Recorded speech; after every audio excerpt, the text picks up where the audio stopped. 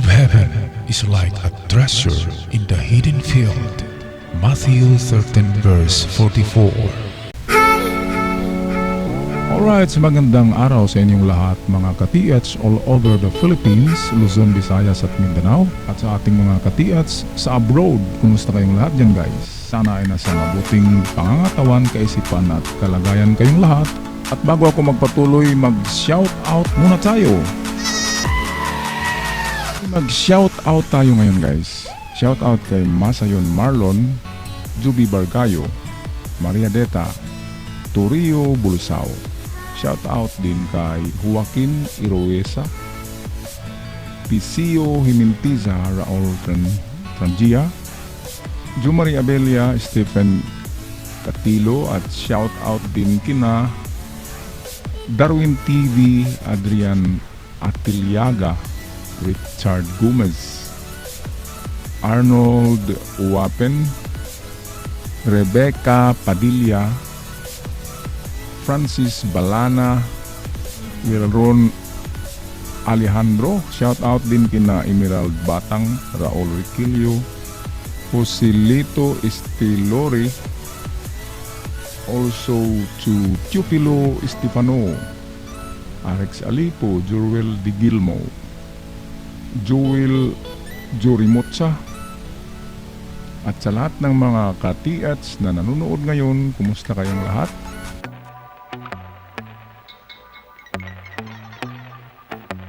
Alright mga ka-TH, buckle up yourself for another minutes of treasure marker analysis. Just sit back, relax. Okay, at umpisahan natin ngayon. Ito ay napakagandang giant treasure marker kasi ito'y isang nag-signify siya ng isang clamshell na kung saan ay nakatayo, at hindi lang nakatayo, paulit-ulit na pinapakita niya na clamshell talaga ang kanyang marker. Ang una ay dito sa baba. Ito'y nagsimbolo ng nakatayo na clamshell. Then dito naman sa itaas ay nakatayo na naman na clamshell na nakaharap itong sa itaas. Ito namang sa baba ay nakatalikod. Kaya ang ating gawin ngayon guys ay tingnan natin sa aking libro, sa libro ng aking father, ang kahulugan ng clamshell. Okay, so ito yan ang mga kahulugan guys.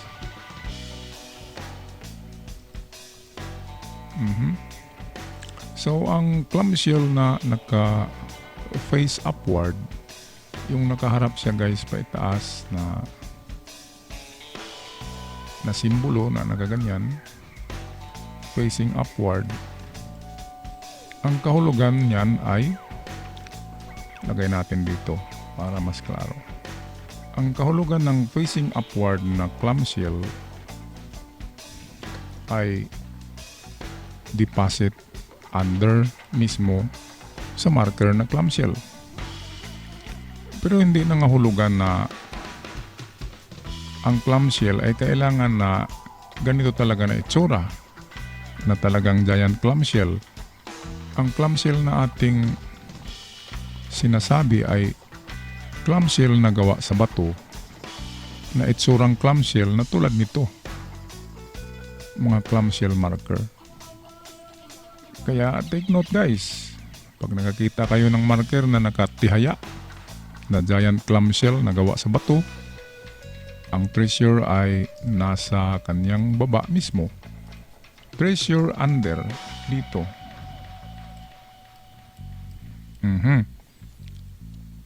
Meanwhile, kung ito'y upside down or nakataob, example guys ay example ito yung lupa. Ito ang lupa niya. And then nakataob ang clamshell. Tapos nandito yung kanyang mga, ayan, yung mga curves niya ay nandiyan, nagaganyan yan. Hirap mag-drawing. Okay, ulitin natin, medyo hindi ko pa nakuha ang itsura niya. So, ganito pala yun. Okay, nakataob. Kuha na natin guys. So kung ganito na nakataob, ang direksyon naman ito guys ay kung saan nakaharap itong mga curve niya. So ito, ang direksyon niya ay papunta dito. Ngayon, ang distansya ay hindi natin alam. Subalit kung merong nakalagay sa bato ng mga distances, example ito yung bato ay meron pa diyang mga nilagay na mga guhit o mga tuldok, malalaman natin ang distance. Pero sa tulad nito na walang distance, ang gamitin natin ay yung ating 357 formula, which is 3 meters kung wala, sa 5 meters, at kung wala din 7 meters. Merong tatlong hukay pag walang mga itong marka ng distances ang treasure marker. Okay, yan ay nakataob. Ngayon ay puntahan naman natin ang isa. Ang itsura nito guys ay naka-open siya, nagaganyan. Meron siyang kaparis, nakanganga kung atin sabihin sa Tagalog, nakanganga ang clamshell at may kaparis pa siya. Ang ibig sabihin ay we will search under or hanapin natin ang entrance under. Example, ito yung lupa or baka mayroon niyang slope dyan na mountain. Hanapin natin ang entrance para makapasok tayo sa kanyang tunnel. Pag ganyan. Pero itong ating i-analyze ngayon guys ay ito ay nakatayo na clamshell na kung saan parang door, parang gate siya. Ganyan. Ngayon, kung atin yan itaob, ang mangyari dyan ay, kung nakataob yan kasi nakatalikod yan, ang mangyari ay papunta doon ang direksyon. Ngayon, nakuha nyo ba guys sa ibabaw niyan? Di ba meron na namang isang clamshell dyan? Yan ang tinuturo niya, nagaganyan. Kaya, atin ang tingnan, pabalik ang clamshell. Okay, ayan o. Pero bago yan guys, meron akong nakitang pointer dito sa kanyang harapan. Ito ay nabasag na ito na na treasure marker. Ayan, yan ay continuous noon, nakaganyan siguro yan. At nabasag siya, naputol na dito. Ito ay pointer na klase na eskulptura. At kung ito'y sadyang nakaharap doon sa giant clamshell, yung parang yungib, parang takip ng cave, yung nakaganyan guys, nakasara, na mayroong clamshell na naman sa ibabaw. Kung ito ay nakapoint dyan, well, uwi na, di ba? Tapos na ang istorya. Pag nakapoint yan na marker doon guys, let's go home. Sabi sa NBA, let's go home. Uwi na. Tapos na. Kung ang treasure marker na yan ay nakaharap sa clamshell. Pero hindi ko kasi alam kung nakaharap. Kaya tingnan nyo ulit dyan guys kung nakaharap yan doon sa parang clamshell close gate. Well, time to pack up. Diba? Pag makakuha kayo, alis ka agad kayo. Huwag na kayong magtagal ng isang araw sa lugar nyo. Alis na kayo guys. For safety reasons. Okay, at ngayon, atin na ito i-decode. Okay, ito ay klarong-klaro ito. Parang pinurma to na clamshell talaga, nakapatong. Ayan.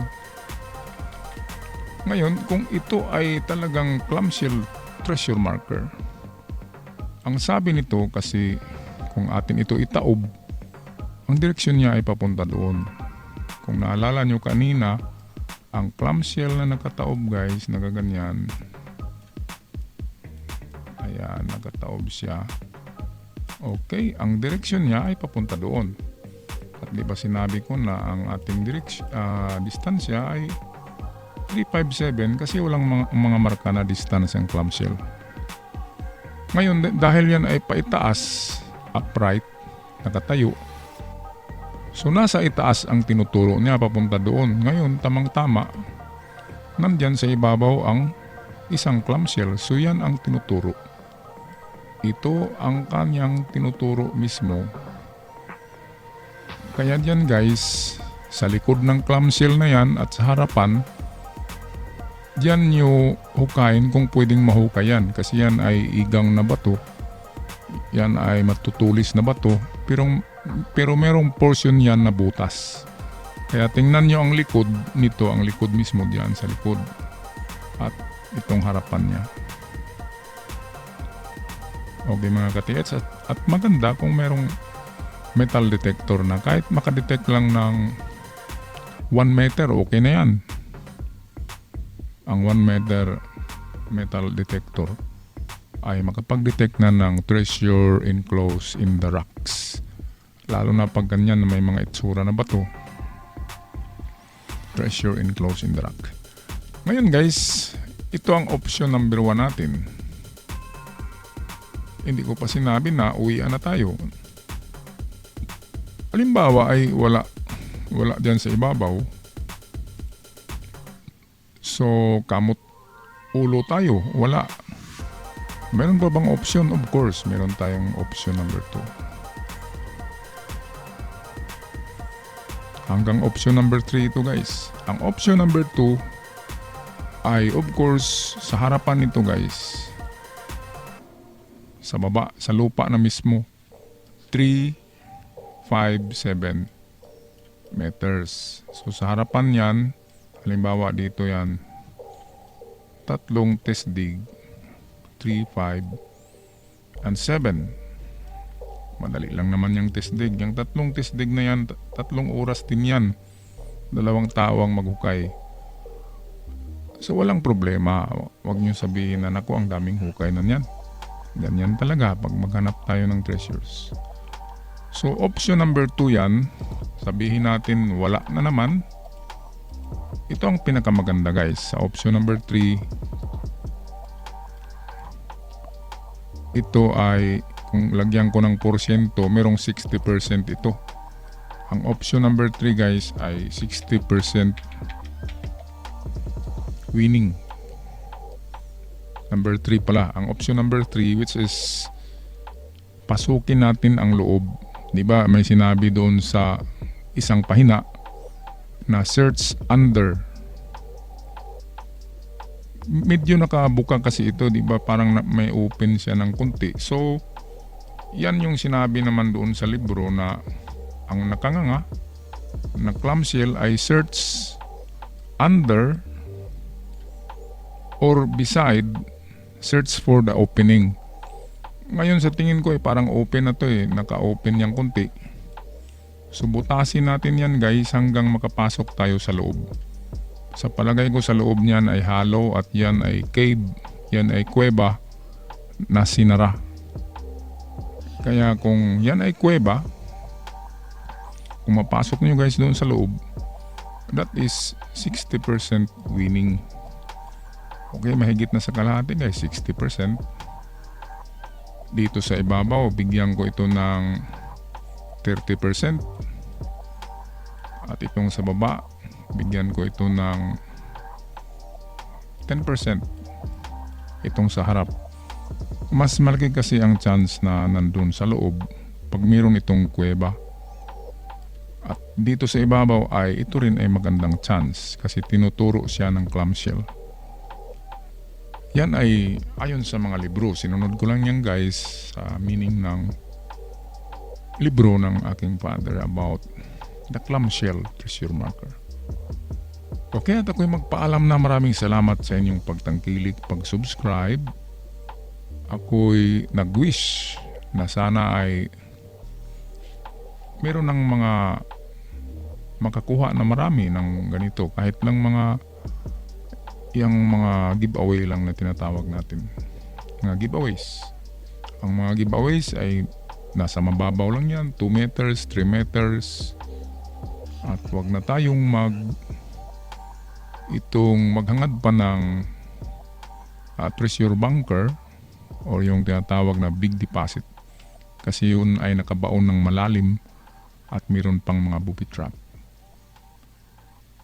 Okay guys, so giveaway lang tayo ha. Ako magpaalam na. May the fortune be with you guys. Take care of yourselves. God bless you and ciao for now.